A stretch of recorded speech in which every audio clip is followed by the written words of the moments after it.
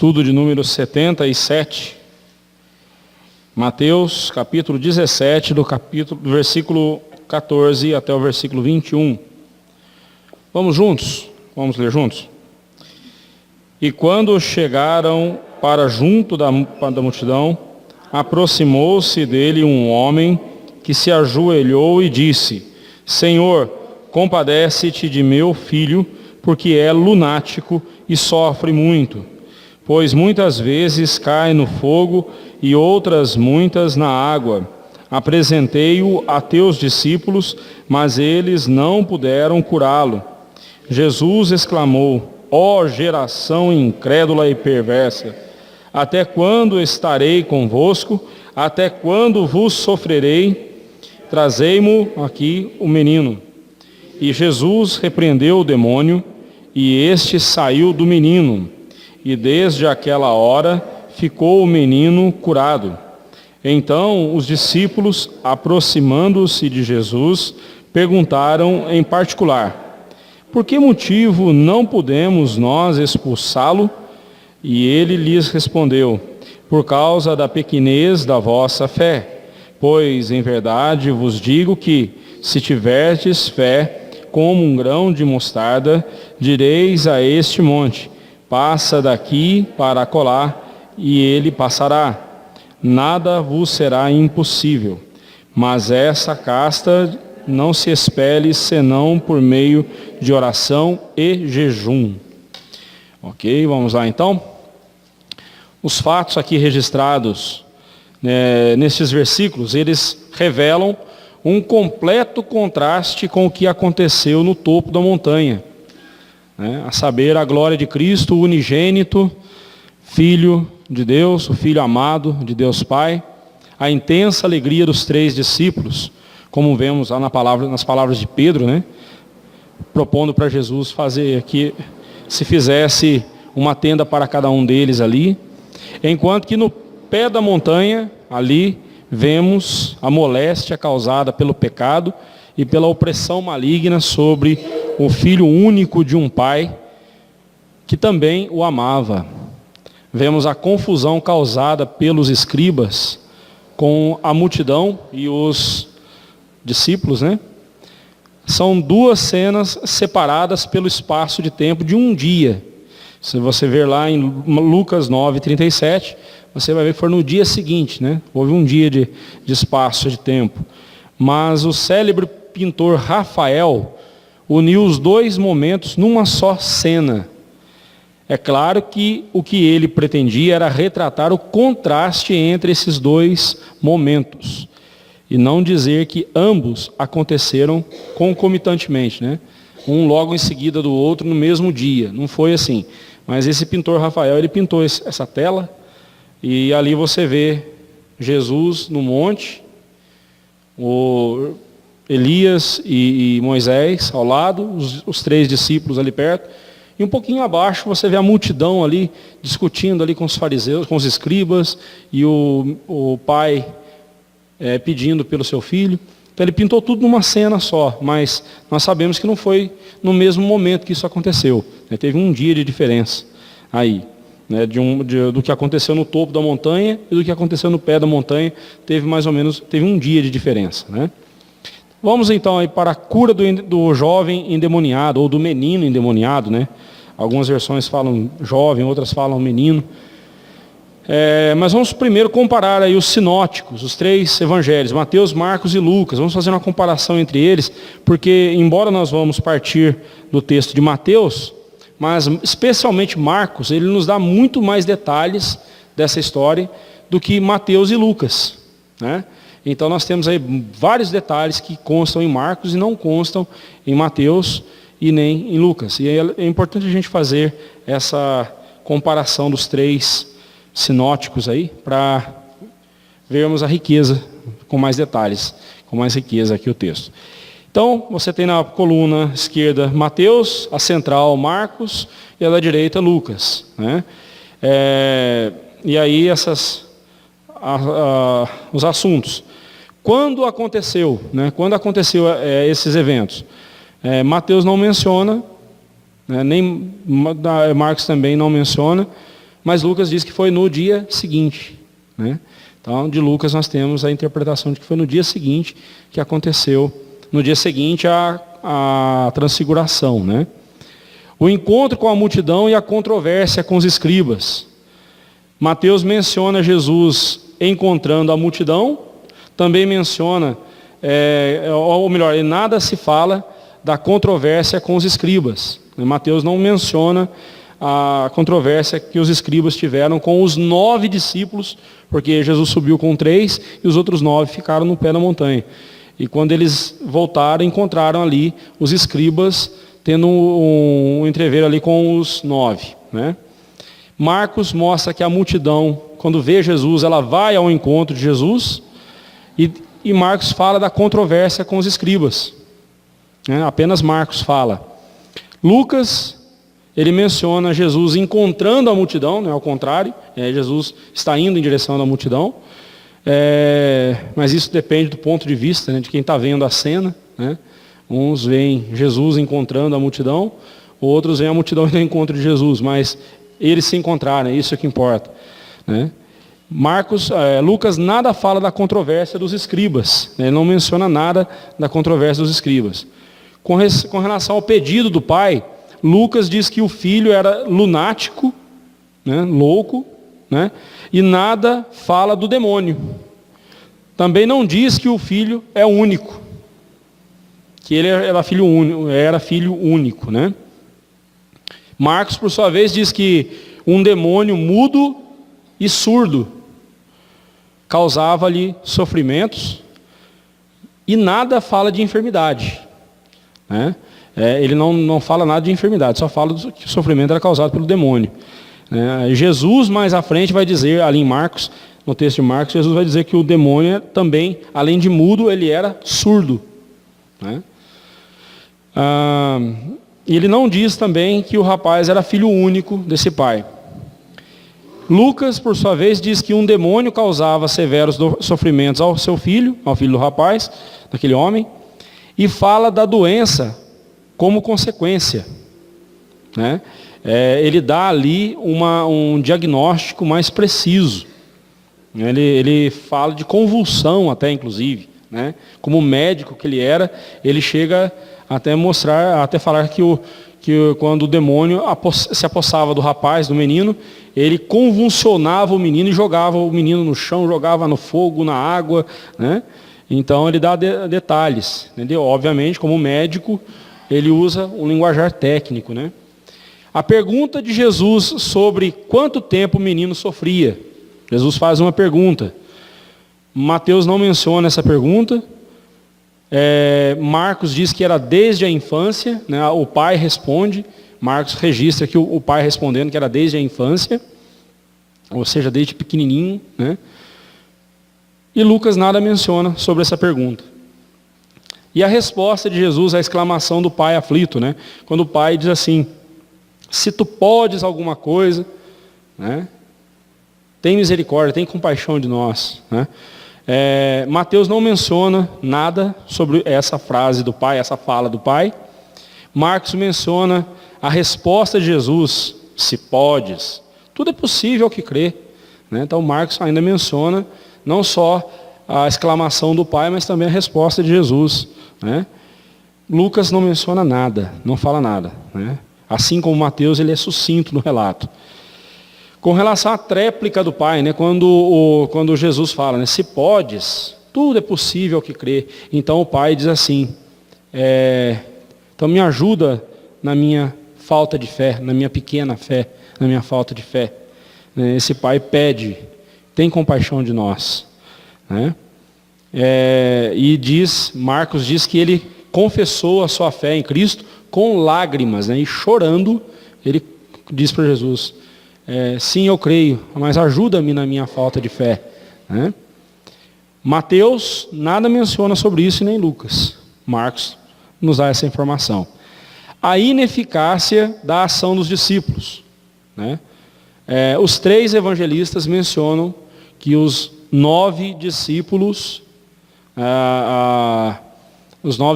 que estavam ali naquela situação, nada puderam fazer contra aquele demônio. Né? A repreensão de Jesus. Mateus registra que Jesus chamou-os de geração incrédula e perversa.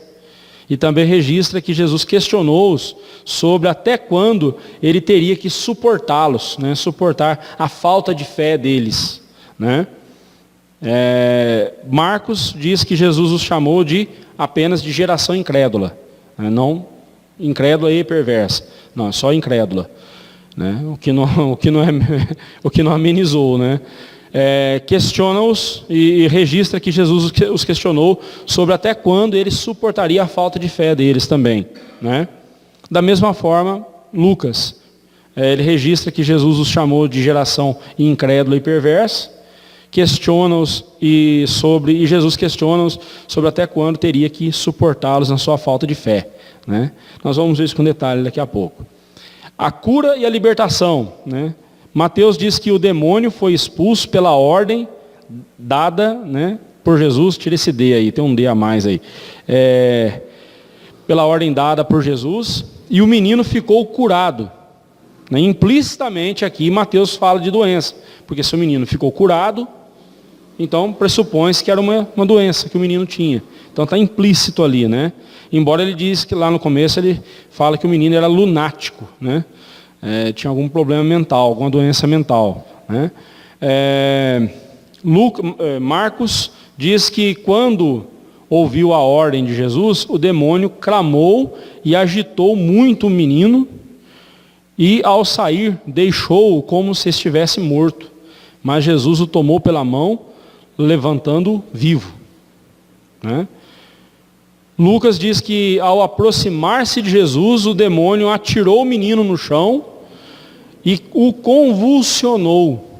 Né? Você vê aqui o linguajar de um médico, né? Falando de convulsão, né? Convulsões. Jesus repreendeu o espírito imundo, ele saiu, o menino ficou curado e foi entregue a seu pai. Né? Então, observe que os três tratam as consequências desse endemoniamento, dessa possessão demoníaca, as consequências como doença, né? Não quer dizer que todo caso de epilepsia, ou distúrbio mental é endemoniamento, tá, irmãos? É possessão demoníaca, não é isso. Esse aqui foi, a Bíblia deixa isso claro para nós, tá? Mas eu não tenho base nesse texto para dizer que todo caso de epilepsia é demônio, né? Por favor, não diga tamanha crueldade, tá? O que aconteceu depois, né, o questionamento dos discípulos. Jesus, né, o Mateus registra que Jesus lhes diz que foi por causa de sua fé pequena e que fracassaram. Marcos diz que Jesus nada lhes fala sobre a fé deles ser pequena. Simplesmente fala que, registra Jesus dizendo, essa casta não sai senão com jejum e oração. Só isso. Né? Em Lucas não é mencionado o questionamento deles, apenas que ficaram maravilhados. Lucas nem relata o questionamento dos discípulos. E por fim nós temos a cláusula aí sobre a oração e jejum. Né? Nos 3 evangelhos você vai ver que essas palavras do último verso aí estão entre colchetes. Né? Por que entre colchetes? Quando foi feita a tradução da Bíblia para a língua portuguesa, João Ferreira de Almeida, ele usou um texto original, lá uma cópia de um texto original, né? E depois, os editores da Bíblia, com o passar do tempo, foi encontrado outros textos, outras cópias do texto sagrado, que traziam essas palavras acrescentadas. Então você vai ver, toda vez que você encontrar uma palavra ou algumas frases, ou uma frase entre colchetes no texto bíblico, significa que no texto que João Ferreira de Almeida usou para traduzir a Bíblia para o português, não tinha essas palavras. Mas como não existe só uma cópia do texto sagrado, existem várias cópias do texto original, Aí esse trabalho é chamado de crítica textual. A crítica textual, ela pega todas as cópias do texto sagrado e compara essas cópias. Né? E compara. Aquelas que são tidas por mais fidedignas, por mais confiáveis, né? Aí tem várias características que mostram que um texto é mais confiável do que o outro. Eu não vou entrar em detalhes aqui, senão nós vamos desviar do nosso assunto. Mas os especialistas, eles veem qual é o texto que tem mais credibilidade, qual a cópia do texto sagrado que tem mais credibilidade do que o outro. E aí então, é a busca na crítica textual, é a busca pelo texto que seja mais próximo do original. Né? Então, assim, aí você fala, nossa, pastor, quer dizer então que a nossa Bíblia corre o risco de ser uma tradução de um texto falho? Pode ficar tranquilo. As diferenças que nós encontramos de uma cópia para outra são diferenças assim, de uma palavra que não muda o sentido do texto. Né? Ou, por exemplo, essa frase aqui. Essa frase. Né? Mas essa casta não se expele senão por meio de jejum e oração. Essa frase, ela contradiz algum ensinamento bíblico? Não. Essa frase, mas essa frase dá margem para misticismo, para superstição.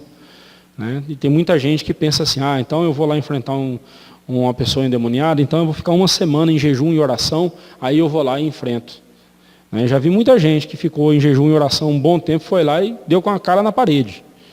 Né? O que Jesus está dizendo aqui com jejum e oração, nós vamos voltar nisso daqui a pouco, ele está falando de consagração pessoal, consagração a Deus. Né? Uma vida consagrada a Deus é uma vida cheia de autoridade, da autoridade de Deus, para fazer aquilo que Deus manda ele fazer.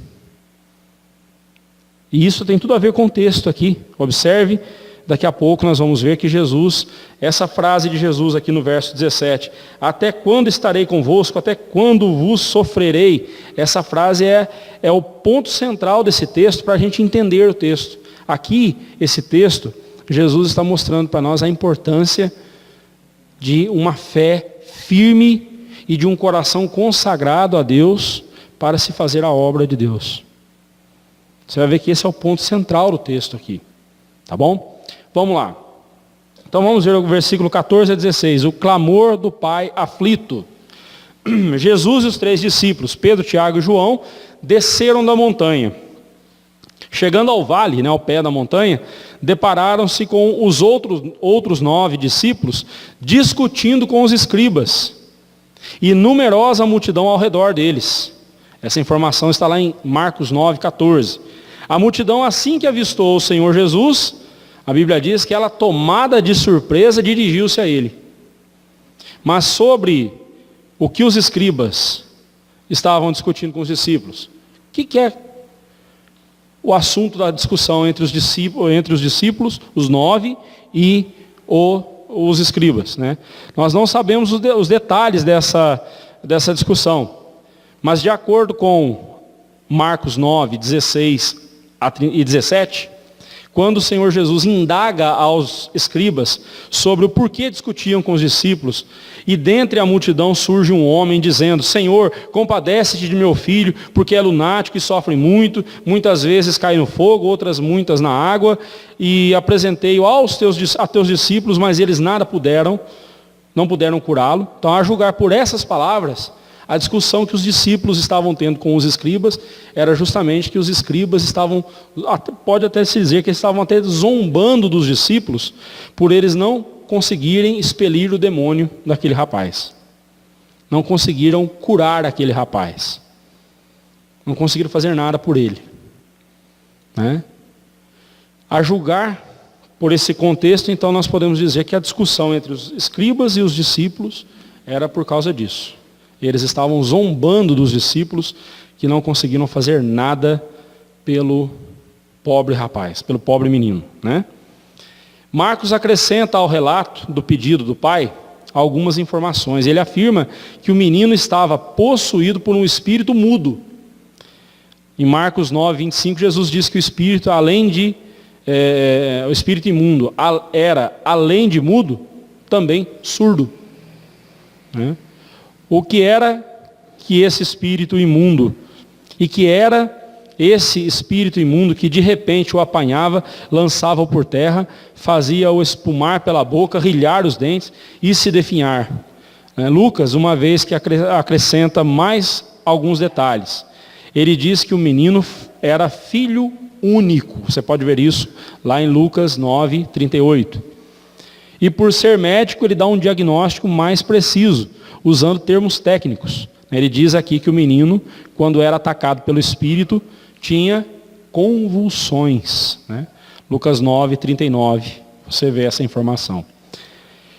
Com reverência e humildade, a Bíblia diz que o pai ajoelhou-se diante de Jesus. Olha lá o versículo 14 de Mateus 17. Aproximando-se dele um homem que se ajoelhou. Postura de humildade, postura de rendição.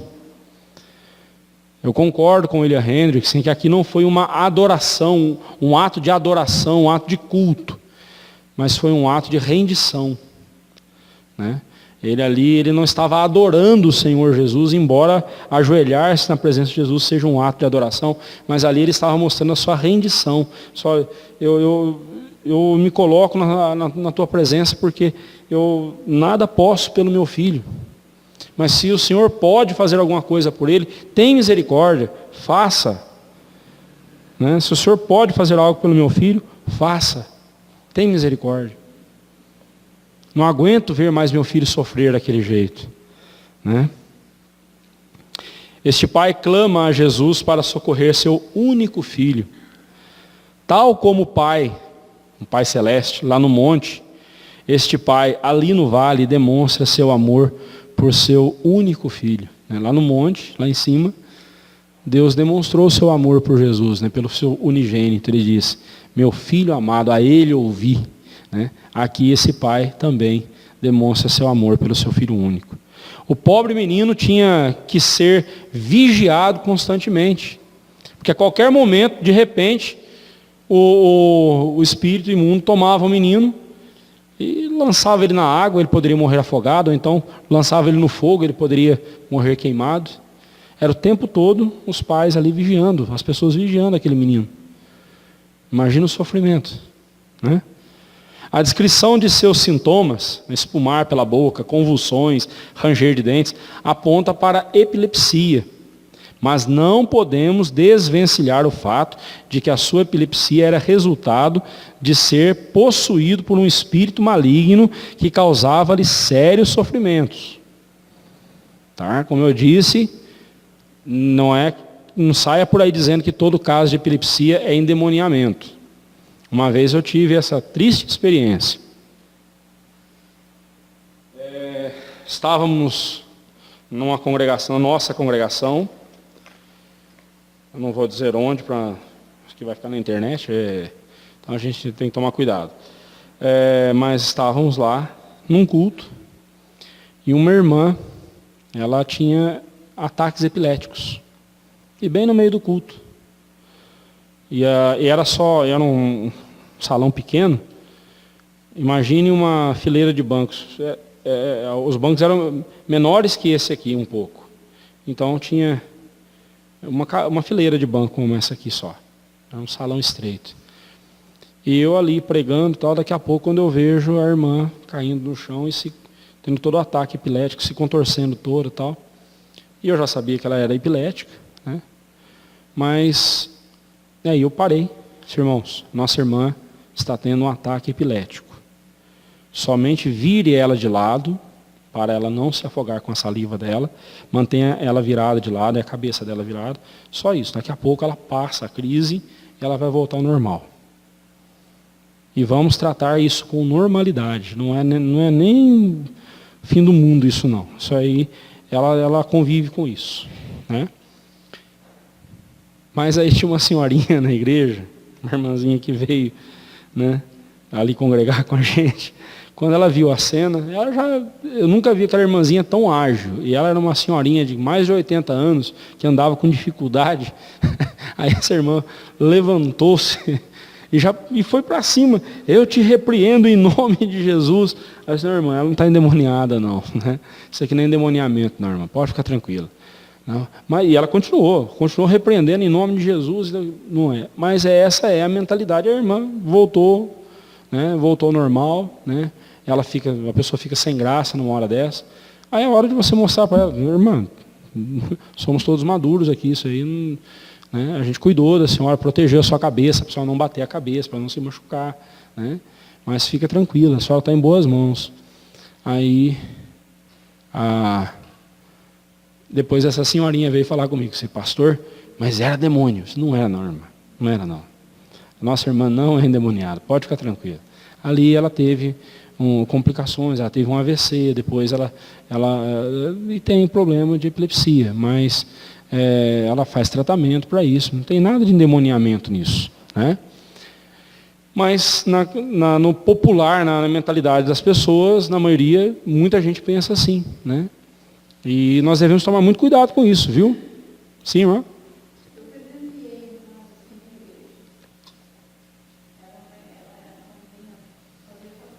Uhum. Olha.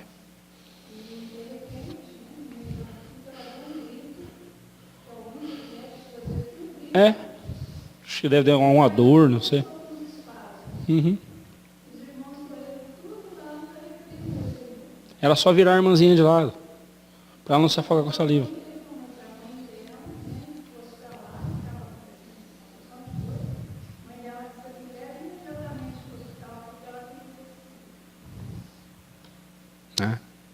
Então, esse texto aqui, esse menino epilético, lunático, ele tinha um quadro de possessão demoníaca.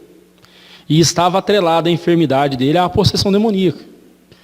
Mas, por favor, não generalize, não diga que todo caso é assim. Que todo caso é possessão demoníaca. Né? Então, porque se for assim, então, só um minutinho, mas porque se for assim, lembra de Saul? Saul tinha um ataque de raiva por causa do quê? De um espírito maligno. Então, toda vez que você ficar com raiva, eu vou dizer que você está endemoniado. Você vai gostar? Você pode não estar endemoniado, mas você está dando brecha para o diabo, você está. Se você fica irado, você está dando brecha para o diabo, com certeza. Sim, irmã?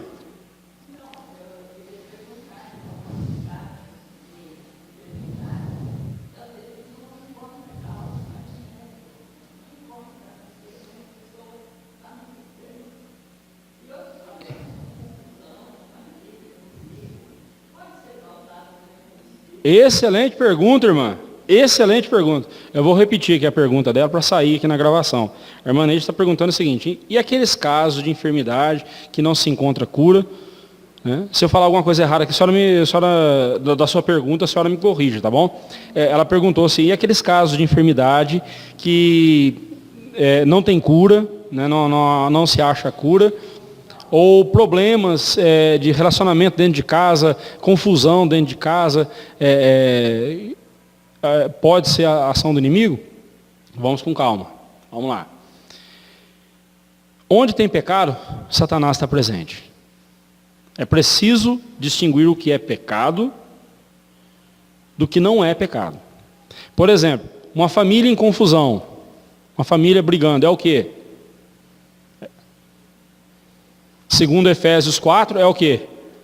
Pecado. Longe de vós toda a gritaria, toda a cólera, toda a ira, né? Então isso é pecado. Isso é pecado. Agora, a família está vivendo em confusão. Não digo que Satanás não esteja se aproveitando da situação, porque lá em Efésios 4 também fala, irai-vos, não pequeis, não se ponha o sol sobre a vossa ira, nem deis lugar ao diabo. Interessante que no versículo 26, Paulo fala, irai-vos e não pequeis. Ele fala de uma ira que é possível a gente ter, uma ira que não é pecaminosa. E depois no verso 31, ele fala de uma ira que é pecaminosa e que nós não devemos ter. Nós devemos ter ela longe de nós. A ira que não é pecaminosa, não é raiva, não é explosão de raiva, não é cólera. Essa ira que não é pecaminosa é aquele sentimento de justiça no seu coração. Quando você vê, por exemplo, eu vejo um grandão batendo no pequenininho, batendo no menino. Eu vou ficar quieto? Eu vou deixar o grandão esfolar o pequenininho? Não posso. Aí eu chego e separo a briga, intervenho na situação, separo a briga, apaziguo os dois ali, ótimo. Aí quando eu dou as costas, os dois começam a rir e começam a me insultar. Fala assim, ô idiota, o que você tinha de se meter aqui na nossa conversa aqui? E começam a zombar de mim. Aí naquela hora eu fico furioso e vou para cima deles, aí eu começo a brigar com eles. A primeira ira estava certa. A primeira atitude minha de separar os dois, de trazer a paz ali, mas eu tive que ter um sentimento de desconforto, eu fiquei desconfortável com aquilo, e eu agi. Eu não fiquei assim, que legal, eles estão brigando, deixa eu separar. Não, peraí, vamos parar com esse negócio aqui. Né? É uma atitude enérgica, né? Essa não foi errada, mas a segunda atitude minha de eu virar para eles e começar a brigar com eles, essa é pecado. Por quê? Porque eu estou me defendendo, eu estou trabalhando pela minha honra e não pela honra de Deus. Toda vez que eu tento me defender e na minha defesa eu massacro alguém ou faço algo errado com outra pessoa, é pecado, isso é ira. Essa ira tem que estar longe de mim. Tá? Isso, que se torna iracundo, raivoso, bruto, agressivo. A outra ira não, a outra ira é a de um juiz. Um juiz, quando está julgando um caso corretamente, né, está vendo ali a situação, ele vê ali o criminoso e aí então ele aplica a sentença. Essa ira é justiça, essa ira justa, essa nós devemos ter. Agora, se uma família está tendo desavença, não estou dizendo que está todo mundo endemoniado lá não, mas que está todo mundo dando espaço para o diabo, tá. Estão dando brecha para o diabo fazer arruaça na casa, isso é verdade. Né? E vou dizer uma coisa para o senhor Armaneide, o diabo não precisa de muita coisa não, viu? O diabo não precisa de muita coisa não para fazer estrago na nossa vida. Basta ele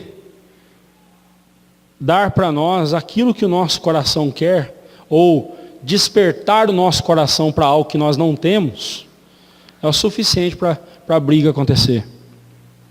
Né? Mas aí, voltando à questão da enfermidade, uma enfermidade não curada, então é demônio? Não sei, cada caso é um caso. Pode ser que uma enfermidade não curada, uma enfermidade que não se cura, pode ser que seja a vontade de Deus. Que não encontra a causa. Não se encontra a causa, não sabe o diagnóstico, não sabe o que é que está causando a enfermidade. Olha, irmã, eu sei que existem muitas enfermidades, ou algumas enfermidades que ainda não foram encontradas a causa pela ciência. Né?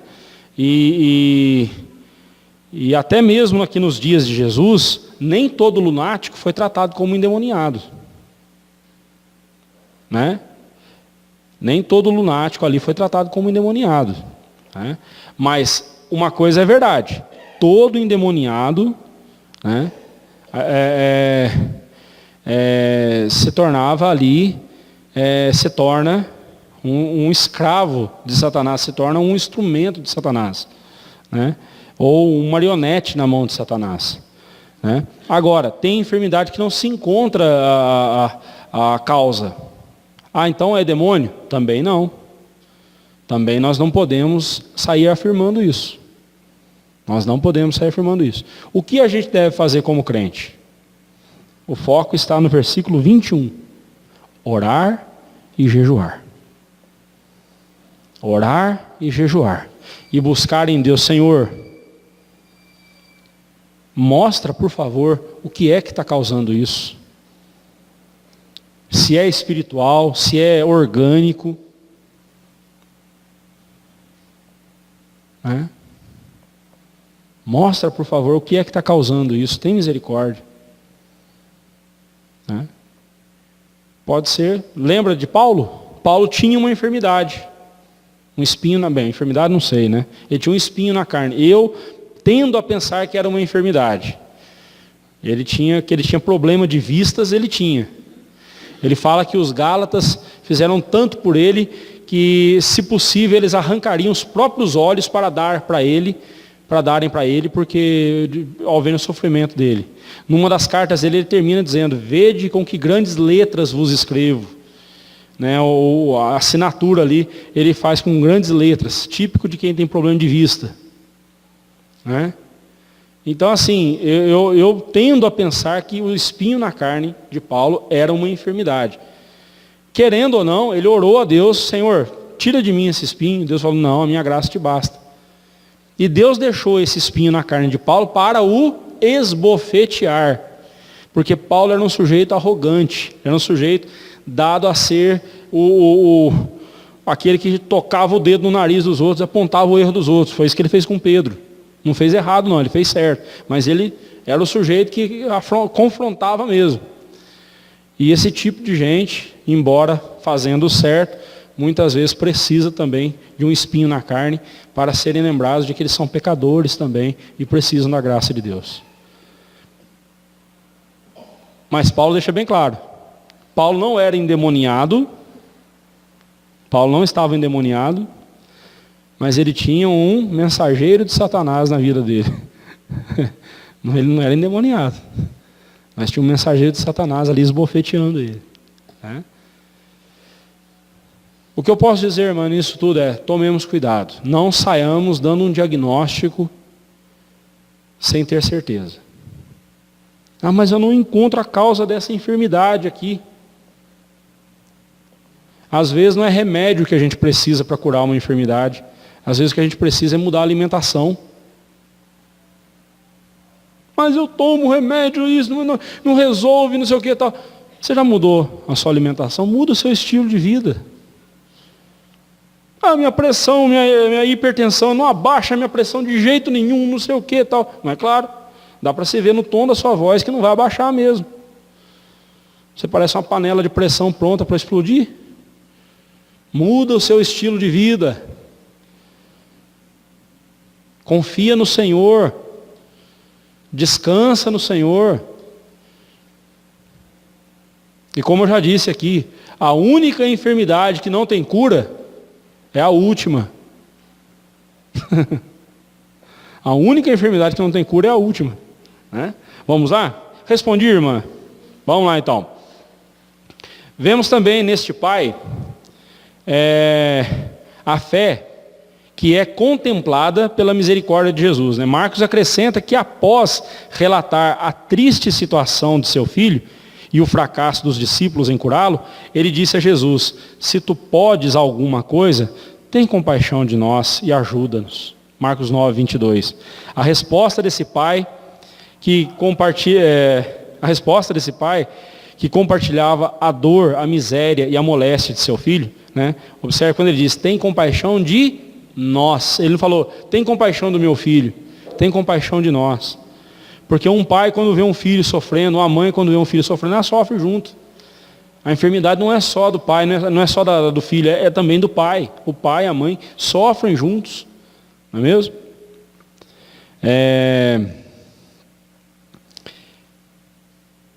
Essa confissão dele, né, essa resposta dele é algo sincero que admite a sua própria fraqueza. A Bíblia diz lá em Marcos 9, 24, e imediatamente o pai do menino exclamou com lágrimas: eu creio, ajuda-me na minha falta de fé. Não parece contraditório isso? Ele diz que ele crê, mas pede para Jesus ajudá-lo na falta de fé. Ué, crê ou não crê? Quantas vezes nós não agimos da mesma forma, irmãos? Nós cremos e não cremos ao mesmo tempo. O nosso coração é duvidoso. O nosso coração precisa constantemente dizer para Jesus: ajuda-me na minha falta de fé, Senhor. Porque até quando eu acho que eu tenho fé, ainda eu vejo que eu preciso ainda de muito mais fé. Me ajuda, Senhor. Eis uma oração que nós nunca podemos deixar de fazer. Ajuda-me na minha falta de fé. E aí nós temos a reação de Jesus, versos 17 e 18. Jesus exclamou: ó geração incrédula e perversa, até quando estarei convosco? Até quando vos sofrerei? Trazei-me aqui o menino. Verso 17.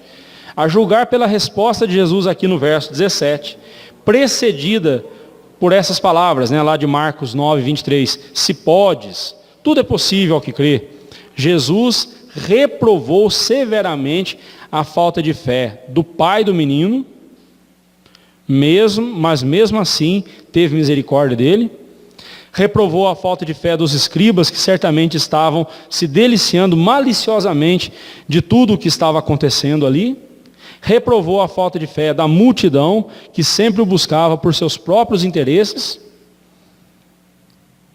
E não menos da falta de fé dos discípulos. Jesus também repreendeu a falta de fé dos discípulos, os quais já haviam recebido a autoridade sobre os espíritos malignos. Lembra lá de Mateus 10, versículo 1? Jesus deu autoridade aos discípulos sobre os espíritos malignos. Eles já tinham recebido a autoridade. E por que não usar essa autoridade aqui? Por que eles falharam em usar essa autoridade? Porque nós vamos ver, irmãos, não adianta nada recebermos a autoridade de Deus se não estivermos vivendo vida de consagração na presença dEle. Não adianta você receber um título: agora você foi ordenado pastor, você foi ordenado presbítero, você foi ordenado diácono, agora você tem autoridade. Mas se você não tiver vida consagrada, não adianta nada. Se você não tiver vida consagrada diante de Deus, você só tem um título, que você vai usar muito erradamente na igreja. Você vai usar para oprimir as pessoas, você vai usar para se engrandecer sobre os outros. Você vai usar um título que você deveria usá-lo para servir a Deus enquanto servir a igreja. Você vai se valer desse título para humilhar os outros. Está vendo como que a coisa é séria? Os discípulos aqui, em algum momento, haviam deixado de consagrar-se como deveriam a Deus e confiaram somente na autoridade que receberam, mas não cultivaram essa autoridade. Não adianta nada você receber algo de Deus se você não cultiva isso. Quando Jesus fala sobre a desenvolver a salvação, quando a Bíblia fala para nós que nós devemos desenvolver a nossa vocação, a nossa salvação, não adianta nada você receber algo de Deus e você não desenvolver isso com consagração. Você está jogando fora o dom que Deus te deu.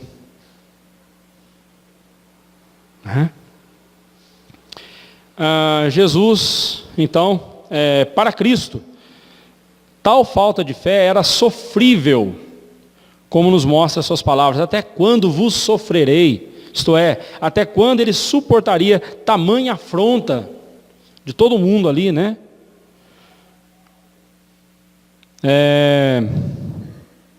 Onde que eu parei aqui? Nada ofende mais a Deus do que a nossa falta de fé. Por isso mesmo as Escrituras afirmam: de fato, sem fé é impossível agradar a Deus, porquanto é necessário que aquele que se aproxima de Deus creia que Ele existe e que se torna galardoador dos que o buscam. Hebreus 11, 6. E Jesus repreendeu o demônio. E este saiu do menino, e desde aquela hora ficou o menino curado. Versículo 18. Jesus libertou o menino e ordenou que o demônio nunca mais retornasse àquele corpo. Você pode ver isso em Marcos 9, 25. O demônio tentou ainda uma última cartada, como disse Charles Spurgeon, para que a multidão pensasse que o menino estivesse morto. Lá em Marcos 9, 26, a Bíblia fala que quando o demônio saiu, o menino ficou como se estivesse morto. Viu só? tirou a vida do menino, né? Mas Jesus levantou o menino e o entregou a seu pai, enquanto a multidão maravilhada dava glórias a Deus. Lucas 9, 43. E aí, encerrando, nós temos o verso 19 a 21, a indagação dos discípulos, né? Quando eles, em particular, estariam tão envergonhados para perguntarem em público, possivelmente, né? Depois do carão que eles passaram aqui, né? Da vergonha que eles passaram. Em particular, no recôndito de uma casa, de quem é essa casa nós não sabemos, né? Perguntaram ao Senhor Jesus, por que motivo não podemos nós expulsá-lo? Verso 19. Ao que Jesus respondeu, por causa da pequenez da vossa fé. Pois em verdade eu vos digo, que se tiverdes fé como um grão de mostarda, direis a este monte, passa daqui para acolá, e ele passará. Nada vos é impossível. Nada vos será impossível, né? Nada vos será impossível. Eles não haviam se apropriado devidamente da autoridade que Cristo lhes dera. Lá em Mateus 7, de 7 a 10, e em capítulo 10, verso 8 de Mateus, nós vemos o Senhor Jesus dando essa autoridade a eles, né? Nem mesmo haviam persistido em oração. Quando o demônio não saiu de imediato, deveriam ter insistido mais na oração. Tal como a semente de mostarda, que em constante contato com os nutrientes do solo torna-se um arbusto considerável, é a fé quando nutrida com oração e jejum na presença de Deus.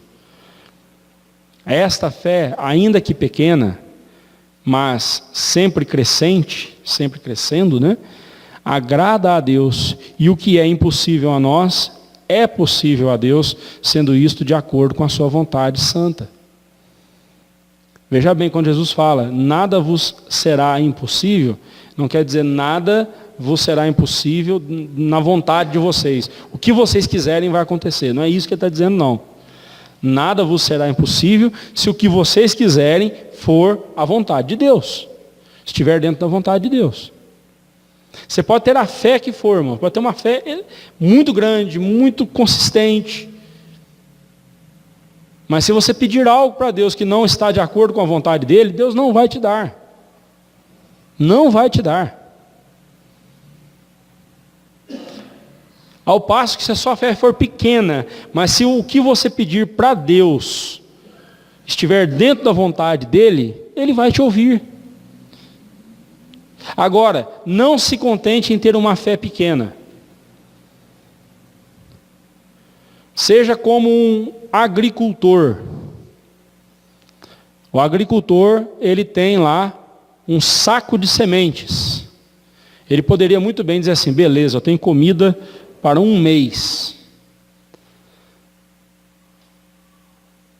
Eu tenho aqui um saco de sementes aqui, dá para um mês. Eu tenho comida para um mês, estou tranquilo. Mas o que esse agricultor faz? Como diz lá no Salmo 100, os que saem andando e chorando enquanto semeiam, né? Os que pegam a semente que eles iriam comer, a semente que eles tinham para comer, eles agora estão deitando ela no solo,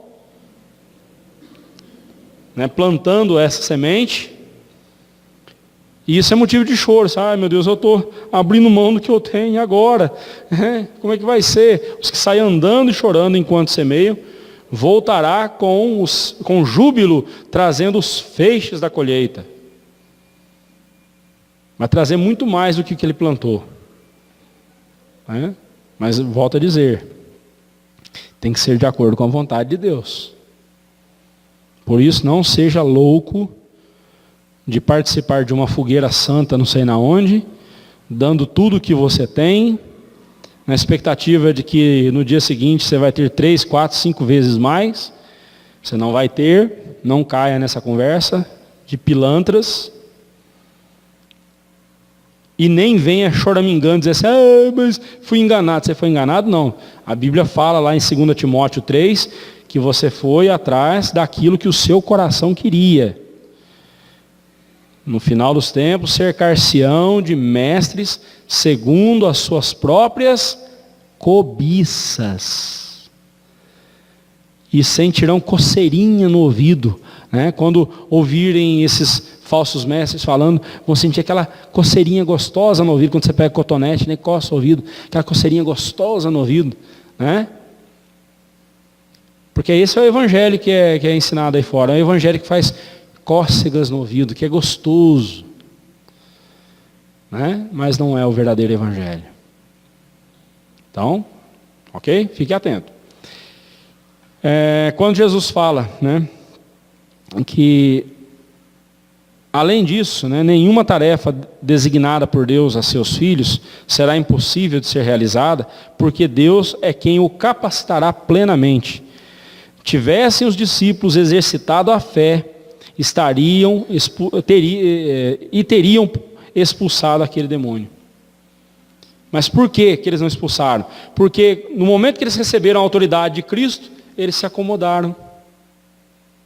Não se consagraram como deveria. É isso que Jesus está dizendo com essa casta não sai, senão com jejum e oração. Ou seja, com consagração de vida.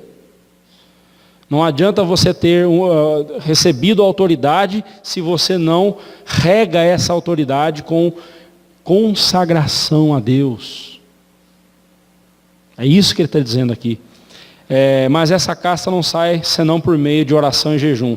Ao referir-se àquele demônio, o Senhor Jesus o classificou como pertencente a uma casta. Né? Não devemos exagerar a interpretação aqui da palavra casta, no grego genos, que significa, a palavra genos, no grego, que é traduzido por casta, significa raça, linhagem, família, classe, gênero. Né? Mas demônio não tem raça, demônio não tem linhagem, demônio não tem família, né? Classe de demônio, gênero de demônio, masculino, feminino. Não. Mas a palavra genos significa isso. Então quando Jesus fala, aqui Cristo está somente dizendo que esse tipo de espírito maligno, no caso esse demônio, né? Esse tipo de espírito, só se expele por meio de oração e de uma oração, não de uma oração ritualística, mas sim acompanhada de jejum, o que conota devoção e consagração a Deus.